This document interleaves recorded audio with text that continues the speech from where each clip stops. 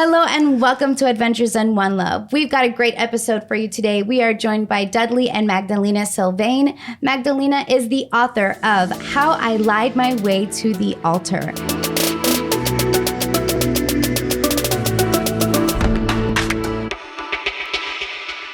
Thank you guys for sitting down. Thank you for being with me today. Pleasure. Thank you for having us. Definitely. Thank you for having us. So a lot of what we do in Adventures in One Love is we really like to share, we believe that you're saved by the blood of the Lamb and the word of your testimony. And you've done a beautiful job in your book, really sharing a lot of your testimony, which I think is incredibly helpful because it kind of reveals a lot of those secret things that we deal with in isolation.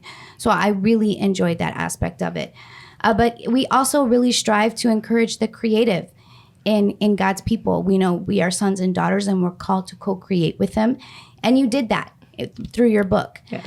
So you are a mindset coach. Yes. And that's kind of been your process as you've gone through this process of dating to finding your husband. Mm-hmm. It allowed you to learn this. So share a little bit about that. How did you become a mindset coach? It kind of happened by accident. As far as becoming a mindset coach, I realized that when I would share my story on how I met Dudley and the processes that I did or my system that I did prior to meeting him, I would get a lot of inquiries. And how did you do that? What did you do? And I realized the majority of the things that I did was all based on my mind, on how I thought and believed. And everything that I thought and believed is what caused the chain reaction and the changes that occurred in my life that led to me meeting Dudley. So one of the scriptures in the Bible says, be thee transformed by the renewing of your mind.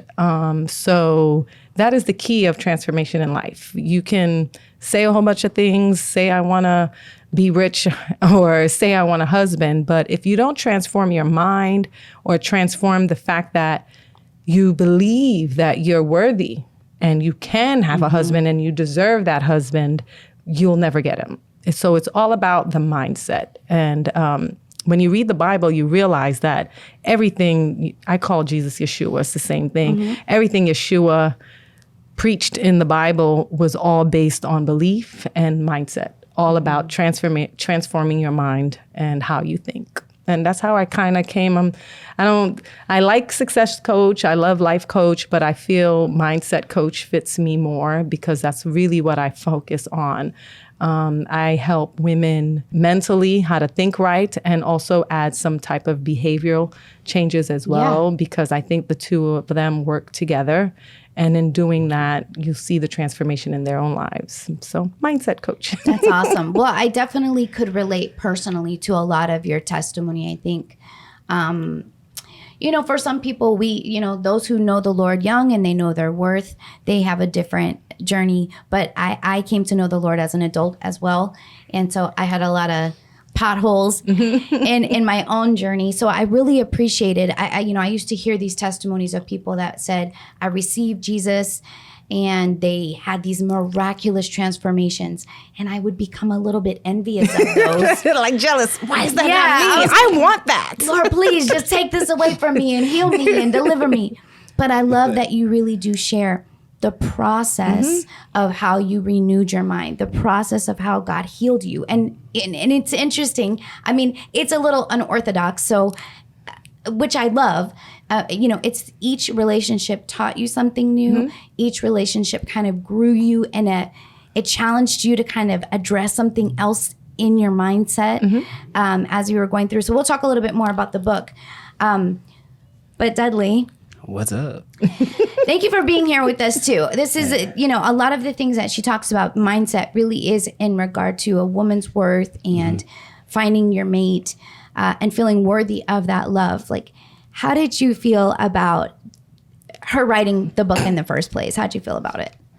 I mean, it was like she's about to air out some dirty laundry. She's about to let it all out. You didn't want it. I was like, I don't even want to know. I was like, I don't want to know, like, whatever. That was your past. I'm not concerned with it. So I wasn't pressed to read it. I wasn't really concerned with all of it because I had the gist of it. I know she was talking about the different relationships in the past, and the past is the past. Let the dead bury the dead. Like that's a wrap. So I wasn't concerned. But she was so like she wanted to write this book and tell this story so bad. So I'm not the type of person that's going to tell somebody don't do that because I may be reluctant to have that story exposed. Right. You got what I'm saying? Because if there's a burning desire inside of you to let that story out, there's a reason there's a burning desire inside of you. So I'm not standing in the way of that. I'm going to help out however I can to get that story out because somebody's going to hear it and somebody's going to connect. Yeah. You got what I'm saying? So. I love that. But I want to be honest because I read it and I was like, my girl went through it. Yeah. There's a lot of times I wanted to bust her upside the head like, yo, how could you? Like Don't you? Yeah. You know what I'm saying? Somebody that you love kind of making the same mistakes. Because I have so many women in my life, family, friends, you know what I'm saying? So at the end of the day, I have that conversation with them. So I know that different people go through similar things. So that's why to me, when I finally read the book and I really saw like, you know what, I know so many people that go through a lot of those little instances. Even in a private conversation, somebody might say, I was thinking this way. And reading the book, like, oh, she was thinking that way too. You got what I'm saying? Yeah. But eventually, obviously, she got out of it. So you might want to just read into it. Success leaves clues. So I do want to ask you, how did it change the way that you saw her after you read the book? I mean, did it affect your marriage in any way? It solidified it in the sense that those are the qualities that I know that resonated within me with her. You got what I'm saying? That tenacity she had, that like she was relentless. Yeah. You got what I'm saying? And that is something in her that I admired. So that resonated with me. So it just strengthened it. To see that whole story, you say, wow, you really, yeah, you're not playing. You got what I'm saying? So that's beautiful. Well, I appreciate that. Yeah, no, that's definitely important. And I think sometimes, in marriage, one of us may be called to something and the other might be like, well, okay, I guess I signed up for this. Let's do this. But I love that you two are you kind of spur her on and encourage her and you share your dreams and you're free to share those dreams. That's a beautiful thing. Yes, it is. And that's what we need in the kingdom. We need those kind of marriages that we're spurring each other on and we're stretching each other. Right. Be better, grow more, do more for what God wants. So I love that. If you can, share a little bit about when did you have that experience of worthlessness? Well, for me, my stories are kind of weird. I think from maybe my first rape, being taken advantage of. And even though I verbally said no and they ignored me. And then that, I think, maybe set that in stone. But as I grew older, by the age of 18, I was constantly being rejected by men and experiencing the same downfalls, the same rejections, the same story, I had already had an abortion. I remembered I was in a relationship and I remembered that I had been molested at the age of 5. And for me... Wow, I read that and it blew my mind. Yeah, and what's odd, but that just shows you how significant our mind is, how my mind was able to bury that. And when it was revealed to me at the age of 18, it came like a whoosh. And I felt like I was reliving the whole day over again. And it was fresh. The sun was bright. And I remember the setting. I can paint the picture of it. And it felt like I literally was reliving it again. And for me, I think subconsciously, I didn't realize I felt worthless from that day, from the age of 5, but I couldn't pinpoint it to that because I couldn't remember.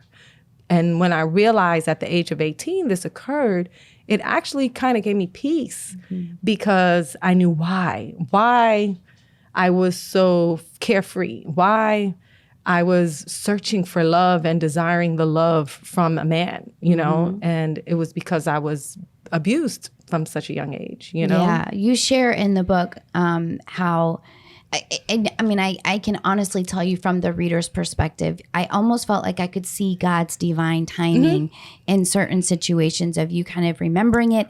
And then the person who raped you apologized. No, molested me. Yeah. The person who had molested you. Same Correct. thing. I guess at the end of the day, it's the same thing. At the end of the day, you're a survivor. Yeah. Praise God that you made it.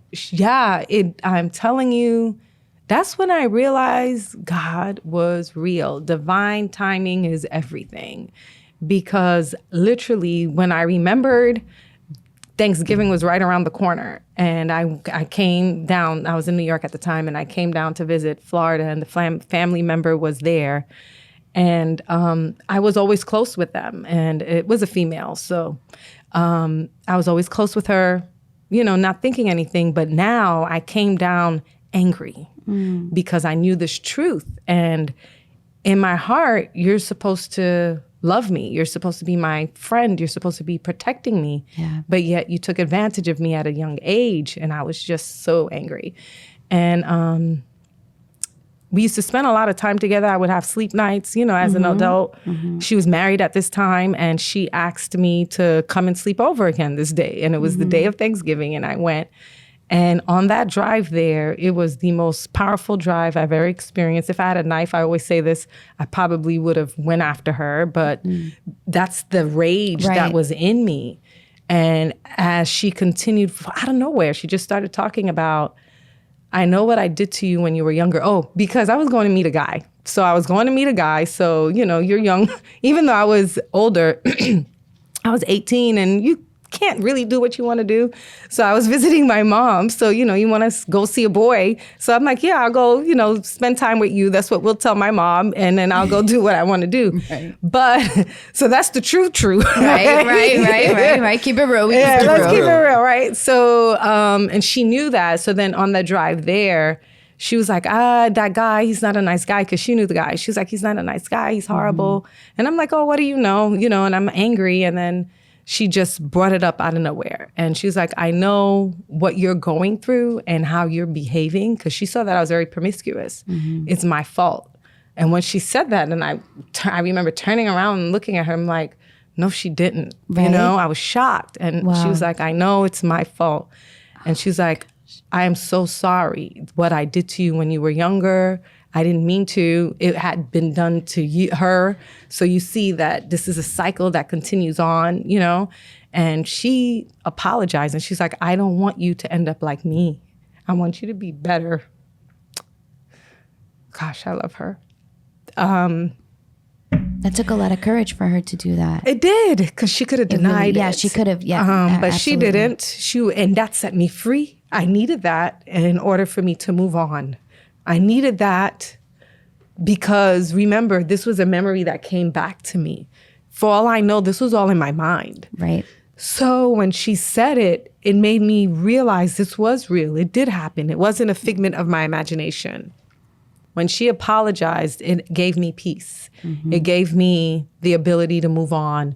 It gave me the ability to say no. Finally, it's like I got my power back. I am no longer obligated to let these men just have fun with me. I have every right to say, no, I am worthy. I am somebody. I am an amazing woman. I just felt like a power come in through me and know who I am, and I'm not a piece of trash. I am somebody and I count. Amen. I am important. I hope you're enjoying our video, but while I got you here, I want to remind you that if you want to support Puerto Rico and our ministry, that we are selling 100% Puerto Rican coffee from Hacienda Tres Angeles. It is premium single source coffee grown and roasted in Puerto Rico. If you want to pick some up, go ahead and head to our website. God bless you.